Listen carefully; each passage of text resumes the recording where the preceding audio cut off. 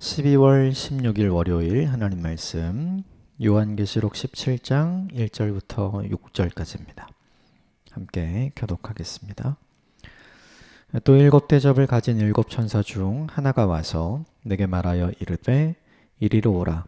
많은 물 위에 앉은 큰 음녀가 받을 심판을 내게 보이리라.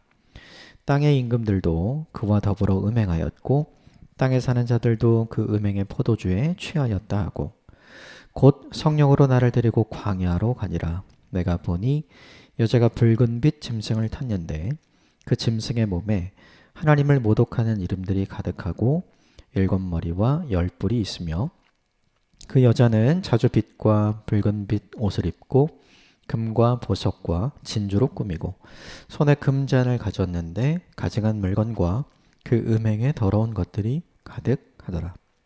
그 이마에 이름이 기록되었으니 비밀이라. 큰 바벨론이라. 땅의 음녀들과 가증한 것들의 어미라 하였더라. 또 내가 보매 이 여자가 성도의 피와 예수의 증인들의 피에 취한지라. 내가 그 여자를 보고 놀랍게 여기고 크게 놀랍게 여기니. 아멘. 이것 하나님의 말씀입니다. 주말 동안에 있었던 요한계시록 16장 본문은 이제 우리가 잘 아는 일곱 대접, 마지막 재앙의 내용이죠. 그 일곱 대접에 있었던 재앙들의 내용이 쭉 등장을 하고요. 그리고 오늘 본문에 등장하는 17절의 내용은 그 일곱 대접을 보여준 천사들 중에 하나가 큰 음녀인 바벨론으로 이야기되는 큰 음녀의 심판의 내용을 이제 알려주는 거죠. 오늘 본문에서 되게 중요한 건 뭐냐면 항상 전에도 계속 말씀드렸지만 요한계시록은 1세기 도미티안 황제 시대에 핍박과 박해 하에 있던 사람들의 믿음을 흔들리지 않게 하고 그 믿음을 지켜가게 하기 위해, 즉 고난을 없애는 것이 아니라 고난을 믿음으로 통과하게 하기 위해 하나님께서 사도 요한에게 보여주신 환상들과 말씀들을 정리해서 소아시아 지역의 7개의 교회는 편지였잖아요. 그러니까 오늘 본문을 볼 때도 우리에게 중요한 건 뭐냐면 그 당시 1세기 교회의 성도들의 입장에서 이 본문을 보는 게 되게 중요해요. 요한계시록을 볼 때 이제 여러 가지 관점으로 요한계시록을 볼 수 있거든요. 요한계시록을 볼 때 제일 중요한 게 뭐냐 하면 이 본문의 수신자의 입장에서 봐야 하나님께서 사도 요한을 통해 이 수신자가 이랬으면 좋겠다라는 마음, 그러니까 하나님의 본래 의도죠. 그것을 가장 잘 캐치해낼 수 있고 이해할 수 있기 때문에 너무 이상한 해석이나 관점을 피할 수가 있거든요.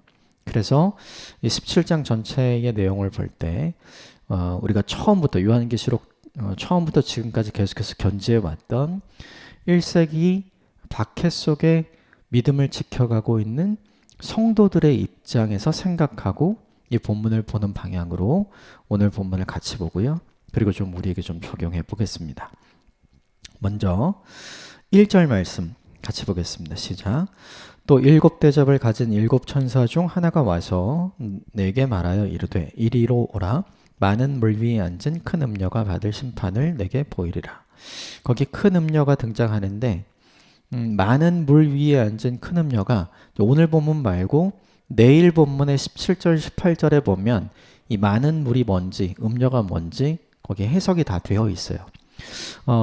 내일 본문 17절 18절을 보면 이건 많은 물은 뭐냐면 많은 식민지를 의미하고요. 그리고 이 음녀는 그 당시 패권을 가지고 있었던 도미티안 황제를 중심으로 한 로마를 의미하는 거죠. 2절 같이 보겠습니다. 시작. 땅의 임금들도 그와 더불어 음행하였고 땅에 사는 자들도 그 음행의 포도주에 취하였다 하고 거기 보면 땅의 임금, 이 본문에 등장하는 땅의 임금도 1세기에 로마 통치의 아래에 있는 임금들이에요. 그러니까 황제가 있고 그리고 각 지역에 로마가 통치하는 모든 지역에 각 지역을 다스리는 분봉 왕들이 있었거든요. 그 분봉 왕을 이야기하는 거예요.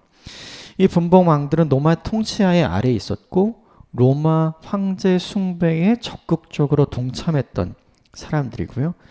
그리고 로마가 기본적으로 추구하는 정치, 경제, 군사적인 모든 일들을 함께 부역해서 동역했던 사람들을 의미하는 거죠.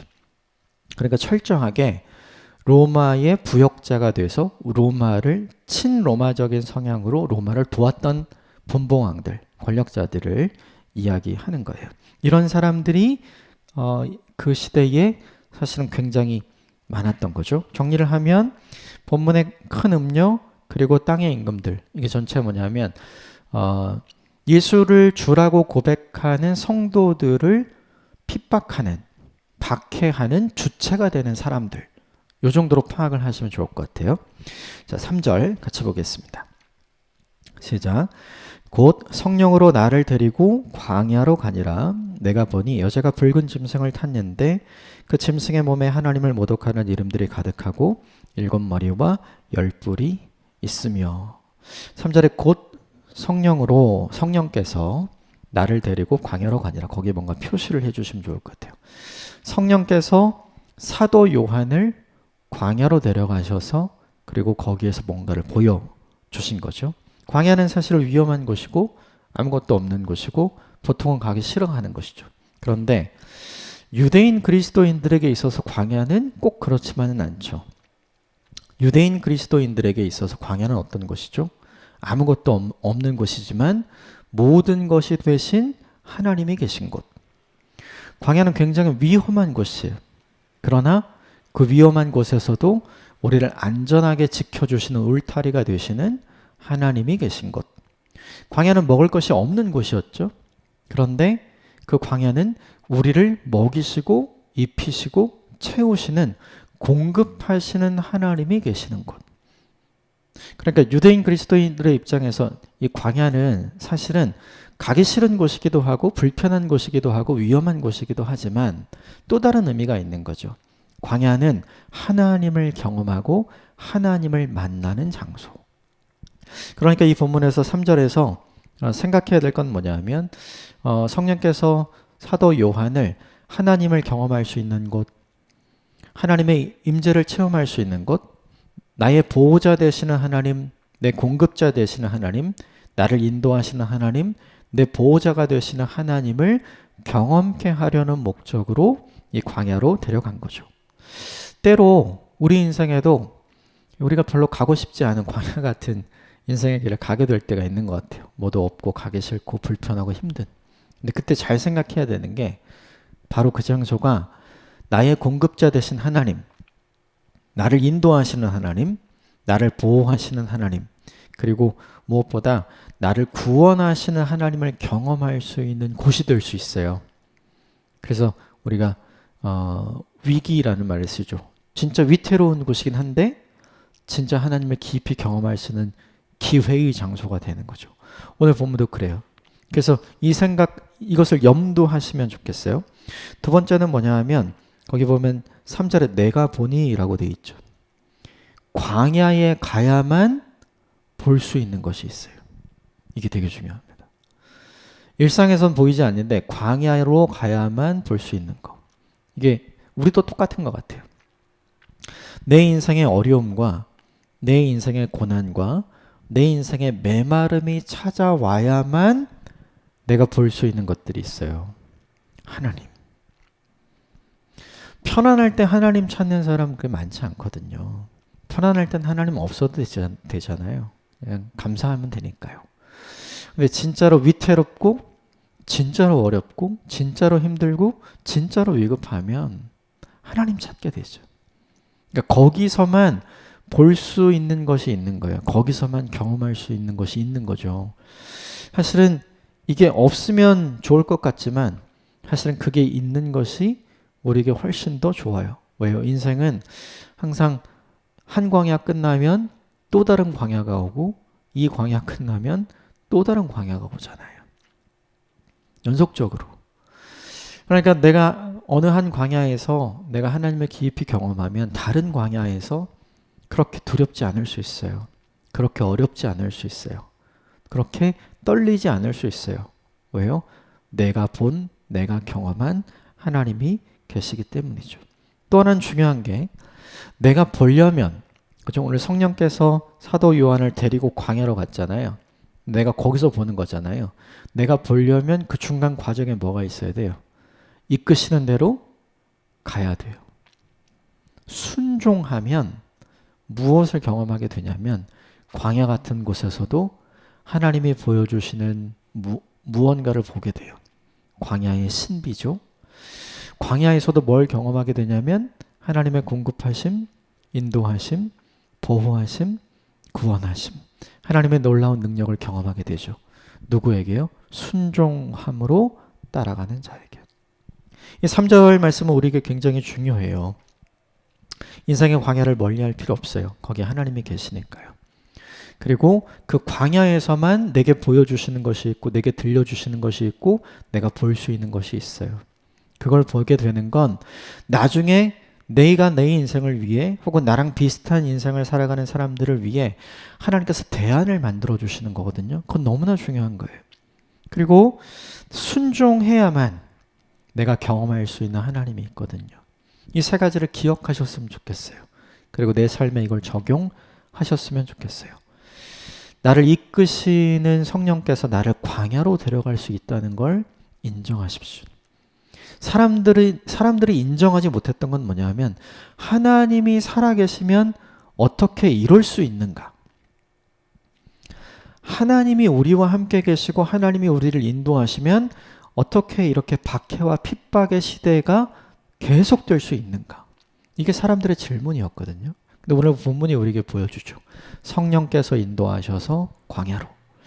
이건 마태복음 4장에 예수님께서 시험을 받으실 때 똑같아요.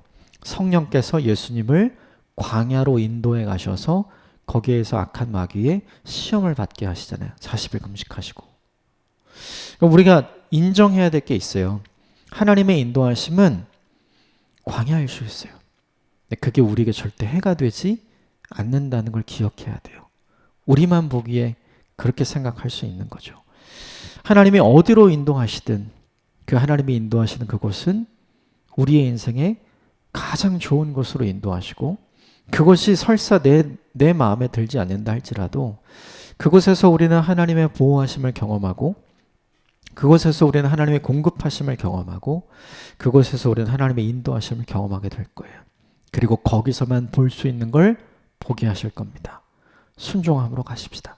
이것이 우리에게 필요한 거죠. 4절 같이 볼까요? 시작. 그 여자는 자주빛과 붉은빛 옷을 입고 금과 보석과 진주로 꾸미고 손에 금잔을 가졌는데 가증한 물건과 그 음행에 더러운 것들이 가득하더라. 네 가지가 나오죠. 자주빛과 붉은빛 옷, 이거는 권력을 뜻하는 거예요. 그리고 금과 보석과 진주로 꾸몄다. 이건 부를 뜻하는 거죠. 그리고 세 번째 가증한 물건, 이거는 우상을 뜻하는 거고요. 그리고 네 번째 음행에 더러운 것으로 가득했다. 이것은 타락, 죄를 의미하는 거죠. 생각을 해보면 당시 로마는 패권을 가지고 있었어요. 그 당시 세계의 패권. 그래서 황제 밑에 수많은 왕들이 있었고 연합해서 같이 세력을 이루고 있었잖아요. 사람들의 관점에서 보면 다 어떻게 되고 싶었냐면 다 로마처럼 되고 싶죠. 나도 그 자리에 끼고 싶다. 나도 그 자리에 껴서 한 자리에 하고 싶고 이런 것들을 누리고 싶다. 이 생각을 다 하는 거죠. 왜냐하면 그것이 안정되고 편안한 인생을 보장해주는 길이기도 하고요. 그리고 그 당시 로마는 영원할 것 같았거든요. 이 물줄기에 내가 올라타기만 하면, 이 대세의 흐름에 내가 올라타기만 하면 나는 변함없이 성공 가드를 달릴 수 있을 거라고 생각을 했던 거죠. 그래서 사람의 관점에서 보면 모두 다 오늘 본문에 권력도 있고 부도 있고 그리고 황제를 섬기면서 우상숭배에 빠져도 그리고 타락해도 괜찮은 거였어요. 내 인생이 안정되니까요. 이게 사람의 관점. 그런데 이것을 보는 하나님의 관점은 조금 다른 거죠. 오히려 반대예요. 권력이 있어도 부가 있어도, 그리고 우상 숭배를 해도, 그리고 음행과 성적 자유에 빠지는 게 사람들은 다 괜찮다고 생각했지만 하나님은 그렇지 않은 거죠. 하나님이 없는 권력, 이것은 바로 방종으로 가죠. 하나님이 없는 부, 그것은 하나님을 더 이상 필요로 하지 않게 해요. 하나님이 없는 믿음, 그것은 하나님이 제일 싫어하는 거죠. 우상숭배니까. 그리고 하나님이 없는 성적 자유, 사실은 자유가 아니라 죄인 거죠. 그러니까 4절에 있는 내용을 사람의 관점으로 보면 다 저렇게 되는 게 좋은 것 같은 거예요. 그런데 하나님의 관점에서 4절의 내용을 보면 이렇게 하면 안 되는 거죠. 이 본문이 우리에게 주는 메시지가 있다면 사람의 관점으로 보기에 좋은 것들이 있어요. 근데 그게 하나님의 관점으로 볼 때 결코 좋지 않은 거일 수 있거든요. 그러면 우리는 무엇을 추구하고 선택해야 할 것인가? 이 도전을 우리에게 주는 거죠. 전자가 아니라 후자를 선택하는 저와 여러분이 되시길 주님으로 축복합니다. 전자는 다 지나가요. 이제 앞으로 계속 지나간다는 말이 나올 거거든요. 전자는 다 영원할 것 같지만 다 사라지고 다 지나갑니다. 그러나 후자는 영원해요. 하나님은 어제나 오늘이나 내일이나 영원토록 변함이 없으시잖아요. 성도로서, 교회로서 무엇을 추구하고 무엇을 선택해야 할 것인가가 하는 메시지를 이 본문이 우리에게 보여주는 거죠. 자, 5절과 6절 같이 읽읍시다. 시작. 그의 이마에 이름이 기록되었으니 비밀이라 큰 바벨론이라 그 땅의 음녀들과 가증한 것들의 엄이라 하였느니라. 또 내가 보매 이 여자가 성도들의 피와 예수의 증인들의 피에 취한지라. 내가 그 여자를 보고 놀랍게 여기고 크게 놀랍게 여기니. 5절에 보면 이 여자, 이 음녀의 특징이 있죠. 무언가 알 수 없는 비밀을 가진 사람. 그렇죠? 그리고 큰 바벨론이라고 했으니까 어떤 걸 수장의 역할을 하는 사람, 리더의 역할을 하는 권력이 있었다는 거죠. 그리고 6절에 보면 성도와 예수의 증인들의 피에 취한 사람. 이 세 개의 공통점을 찾아보면 이 당시 배경으로 한다면 로마밖에 없죠. 로마의 황제 도미티안. 그리고 그 권력을 떠받치고 있는 분봉왕들, 그리고 이 악의 세력들. 근데 생각을 해보면 이런 상황만을 보면 굉장히 무기력해져요.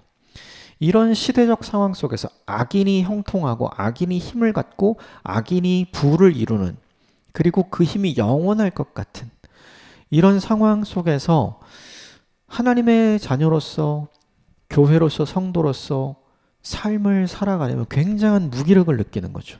하나님은 도대체 뭐 하시는가? 하나님은 진짜 계시기는 한 것인가? 하나님은 왜 저걸 그냥 두시는가? 이런 질문들을 하게 돼요. 그래서 오히려 어떤 것이 사라지냐면 믿음을 내가 계속해서 가져야 되나? 지금 이 땅을 보면 소망이 생기지 않는데 내가 소망과 희망을 가지고 계속 살아야 되나? 그러면서 절망이 계속 커지는 거죠. 현실을 보면 그런 거예요. 5절과 6절은 실제 도미티안 박해 치하에 있어서 성도들이 경험했던 어려움들을 그냥 쭉 나열한 거잖아요. 그런데 여기까지만 보면 그런데 내일 본문부터는 조금 달라져요. 이 6절까지만 보면 왜 하나님은 아무것도 안 하시나? 그래서 절망하고 낙심할 수 있어요. 왜 악인이 저렇게 잘 되도록 그냥 두시는가? 그런데 내일 본문부터 이제 그 답이 나와요. 미리 좀 말씀드리면 뿌리는 대로 거두게 하시는 하나님이 나오거든요. 이 본문이 우리에게 주는 메시지가 있어요. 뭐냐면 항상 현실은 우리를 절망하게 만들어요. 현실은 우리를 낙심하게 만들고요. 현실은 우리의 믿음을 흔들어 놓고 현실은 우리의 소망을 뺏어갑니다. 그리고 항상 질문하게 해요. 하나님 뭐하고 계십니까? 하나님 왜 저런 악인을 그냥 두십니까? 이거는 오늘 1세기 초대교회 성도들만 이 질문을 한 게 아니라 구약의 수많은 선지자들과 믿음의 사람들이 똑같은 질문을 했어요. 하나님은 항상 그때마다 어떤 답을 주셨는가? 의인은 믿음으로 말미암아 산다. 그 믿음을 잘 지키는 자가 하나님이 어떻게 뿌리는 대로 거두게 하시는지를 보게 되는 거거든요. 그러므로 이 본문의 5절과 6절이 우리에게 주는 메시지는 이것이죠. 어디 한번 보자. 하나님이 어떻게 하시는지 보자. 현실은 이렇지만 하나님께서 결국 이 현실을 어떻게 심판하고 바꾸어 가시는지 보자. 이게 믿음이에요. 이 믿음이 흔들리지 않는 저와 여러분이 되시기를 주님의 이름으로 축복합니다. 현실을 보면 계속 현실이 우리를 유혹합니다. 그걸 추구하는 게 굉장히 좋은 것처럼 보여요. 그러나 성도와 교회에게 하나님이 이 본문을 통해 보여주시는 관점은 절대로 그렇지 않다. 그래서 하나님의 관점과 하나님의 눈으로 우리의 현실을 보고 하나님이 보여주실 아직은 보지 못한 영원한 미래와 하나님 나라를 소망으로 보는 눈이 저와 여러분에게 있게 되기를 주님으로 축복합니다. 함께 기도하겠습니다.